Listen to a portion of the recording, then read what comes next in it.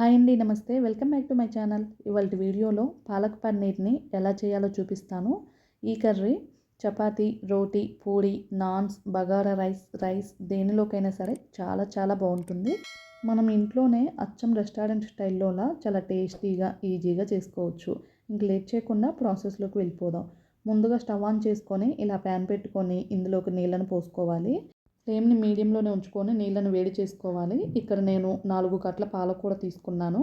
చివరి కాడలను కట్ చేసుకొని నీళ్ళతోటి 2-3 సార్లు శుభ్రంగా వాష్ చేసుకొని ఈ నీళ్ళలోకి యాడ్ చేసుకోవాలి. అలా మనం క్లీన్ చేసుకోవటం వలన ఏదైనా డస్ట్ పార్టికల్స్ ఉంటే పోతాయి. అలాగే ఒక పిడికెడంతా కొత్తిమీరను కాడలతో సహా వేసుకోండి. ఇక్కడ కొత్తిమీర ఆప్షనల్ అండి, మీకు ఇష్టం ఉంటే వేసుకోవచ్చు, లేదంటే స్కిప్ చేయవచ్చు. పాలకూరను మరి ఎక్కువసేపు ఉడికించకండి. ఒక 2-3 నిమిషాల పాటు బాయిల్ అయితే సరిపోతుంది. వెంటనే స్టవ్ ఆపేసి ఈ పాలకూరను చల్లటి వాటర్లోకి వేసుకోవాలి. ఇలా చల్లటి వాటర్లోకి వేసుకోవటం వలన పాలకూర అనేది మరీ ఓవర్ కుక్ కాకుండా, అందులోని కలర్ అనేది పోకుండా, విటమిన్స్ పోకుండా ఉంటాయి. ఈ చల్లటి వాటర్లో నుంచి పాలకూరను తీసుకొని మిక్సీ జార్లోకి ట్రాన్స్ఫర్ చేసుకోవాలి.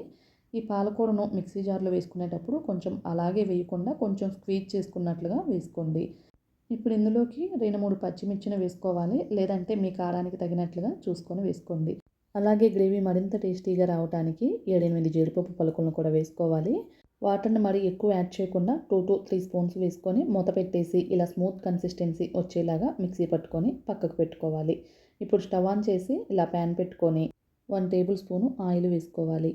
ఇప్పుడు దీనిలోకి హోల్ గరం మసాలా దినుసులు ఉంటాయి కదా, 1 ఇంచు దాల్చిన చెక్క ముక్కను, అలాగే 2-3 యాలకులను, 2-3 లవంగాలను, 1/2 టీ స్పూను షాజీరాను వేసుకోవాలి. ఈ షాజీరా ప్లేస్లో మీరు జీలకర్రనైనా వేసుకొని ఫ్రై చేసుకోవచ్చు. ఇప్పుడు ఇందులోకి ఒక పెద్ద సైజు ఆనియన్ను ఇలా చిన్న చిన్న ముక్కలుగా కట్ చేసుకొని వేసుకోవాలి. ఫ్లేమ్ని మీడియంలోనే ఉంచుకొని ఆనియన్స్ని చక్కగా ఫ్రై చేసుకోవాలి. పెద్దదైతే ఒక ఆనియన్ సరిపోతుంది, మీడియం సైజు అయితే 2 ఆనియన్స్ని కట్ చేసుకుంటే సరిపోతుంది.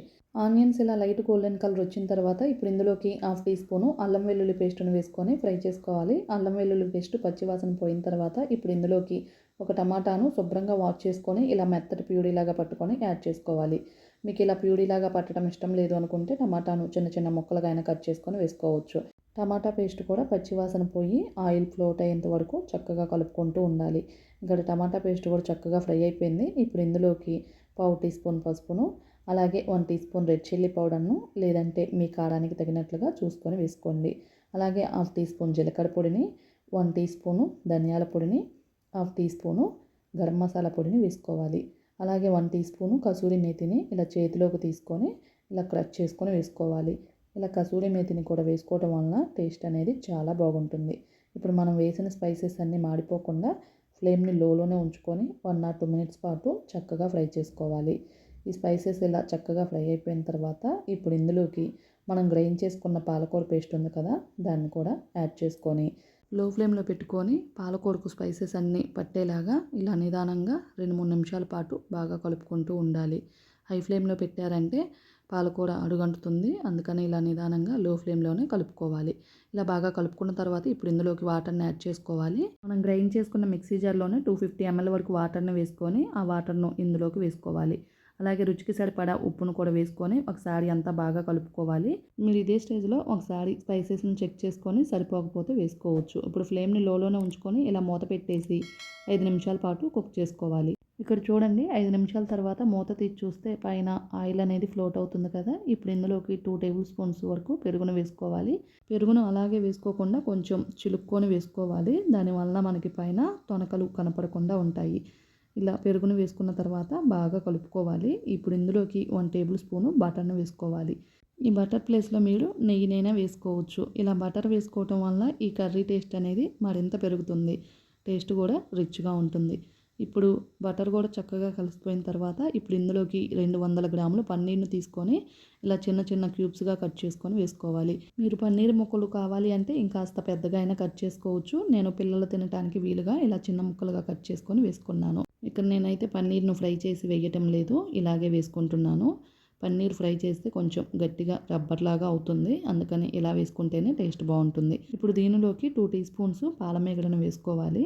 మీ దగ్గర ఫ్రెష్ క్రీమ్ అవైలబుల్గా ఉంటే దాన్నైనా వేసుకోవచ్చు. ఇలా ఫ్రెష్ క్రీమ్ వేసుకోవటం వల్ల కూడా టేస్ట్ మరింత రిచ్గా ఉంటుంది. ఇలా క్రీమ్ వేసుకున్న తర్వాత 1 మినిట్ పాటు ఇలా లో ఫ్లేమ్లోనే పైన ఆయిల్ ఫ్లోట్ అయ్యేంత వరకు అలాగే కుక్ చేసుకొని స్టవ్ ఆపేసి ఇప్పుడు దీన్ని ఇలా సర్వింగ్ బౌల్లో కానీ సర్వింగ్ ప్లేట్లో కానీ సర్వ్ అవుట్ చేసుకోవటమే. మీరు కావాలంటే పైనుంచి మరి కాస్త ఫ్రెష్ క్రీమ్ని కానీ బటర్ని కానీ వేసుకొని సర్వ్ చేసుకోవచ్చు. అంతేనండి, ఎంతో టేస్టీగా రెస్టారెంట్ స్టైల్ పాలక్ పన్నీర్ అయితే రెడీ అయిపోయింది. చపాతీ, రోటీ, పూరి, నాన్స్, బగారా రైస్ దేనిలోకైనా సరే చాలా చాలా బాగుంటుంది. మనం ఇంట్లోనే అచ్చం రెస్టారెంట్లోలా చాలా టేస్టీగా ఈజీగా చేసుకోవచ్చు. ఇంట్లో ఇలా వారానికి ఒక్కసారైనా చేసి పెట్టండి, పిల్లలు ఎంతో ఇష్టంగా తినేస్తారు. పాలకూరతో చేసుకున్నాం కాబట్టి ఎంతో హెల్దీ కూడా. పాలకూరలో ఐరన్, కాల్షియం చాలా పుష్కలంగా లభిస్తుంది. పాలకూరను ఇలా మన డైట్లో తీసుకోవటం వలన జుట్టు కూడా ఊడిపోకుండా ఉంటుంది. ఇంక లేట్ చేయకుండా ఈ రెస్టారెంట్ స్టైల్ పాలక్ పన్నీర్ని మీరు కూడా ఒకసారి ట్రై చేసి టేస్ట్ ఎలా వచ్చిందో కామెంట్ బాక్స్లో మీ ఫీడ్బ్యాక్ని తెలియజేయండి. మీకు ఈ వీడియో నచ్చితే లైక్ చేయండి, అలాగే మీ ఫ్రెండ్స్కి రిలేటివ్స్కి షేర్ చేయండి. కొత్తగా మన ఛానల్ చూసే వాళ్ళు ఎవరైనా ఉంటే సబ్స్క్రైబ్ చేసుకోండి. Thank you for watching.